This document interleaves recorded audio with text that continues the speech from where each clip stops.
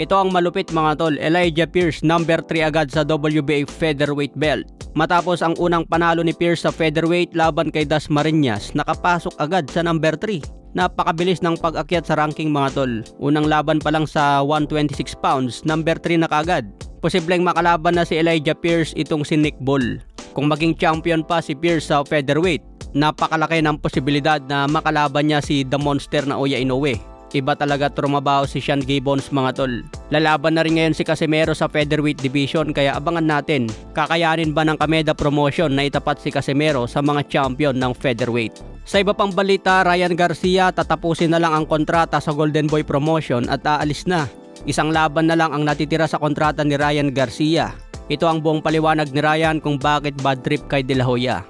Sabi niya, palagi kong sinusubukang ayusin ang relasyon at maging mas mature na tao. Palagi kong sinasabi na normal lang ang mag-away ang pamilya. Pero mahirap talagang makitungo sa isang promoter na puro sarili ang iniisip. Gustong-gusto niya ng atensyon kahit sa edad niya ngayon. Hindi talaga siya marunong makisama sa mga boksingero niya, lalo na yung mga big star. Kita nyo naman kung ano ang nangyari sa kanya at kay Canelo Alvarez. Lagi siyang nagdudulot ng pagkawatak-watak at hindi niya alam kung paano mapanatili ang magandang relasyon. Palagi na lang niya akong pinupuntirya, laging may gulo. Pagkatapos ng laban ko kay Romero, binigyan nila ako ng pinakamasamang offer. Walang kwentang offer yun. Tapos sinubukan pang kunin ni Oscar De La Hoya yung rematch ko kay Rolly Romero. Ibibigay daw kay Raul Curiel. Matagal ko nang sinusubukang makuha ulit ang rematch kay Rolly. Tapos bigla-bigla mo na lang ibibigay sa iba. Parang sampal sa muka at paulit-ulit na lang itong ginagawa ni De La Hoya. Bastusan na talaga ito. Wala silang loyalty, nakakainsulto. Paulit-ulit nilang pinapakita kung sino talaga sila. Ayaw ko maging parte ng ganitong team, yan ang totoo. Bakit niya kinainisan ang tanging taong kumikita para sa kanya? Ako at si Gervonta Davis ang gumawa ng $100 million sa laban namin. Sino pa ba sa Golden Boy ang totoong superstar? Wala na. Noon pa lang binalaan na ako ni Canelo tungkol sa ugali ni De La Hoya at sana nakinig ako noon pa.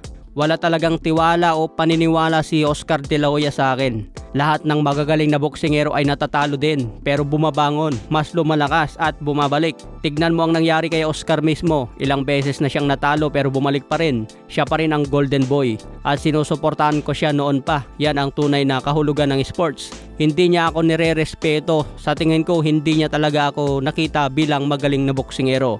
Pero sa totoo lang, wala na akong pakialam. Isang laban na lang ang natitira sa kontrata ko sa kanya at pagkatapos noon, tapos na kami. Kung makapagbuo sila ng bagong superstar, edi ayos. Gusto ko na talaga ngayon mag-move on. May star power ako na wala sa iba at babalik ako na may matinding determinasyon. Isa akong mahusay na boksingero at kaya kong bumangon sa kahit anong pagsubok. Ayan mga tol, nilabas lahat ni Ryan Garcia ang sama ng loob kay Oscar De La Hoya. Kung aalis na ito sa Golden Boy Promotion, kaninong promotion siya lilipat? Kaya abangan natin ang muling pagbabalik ni Ryan Garcia.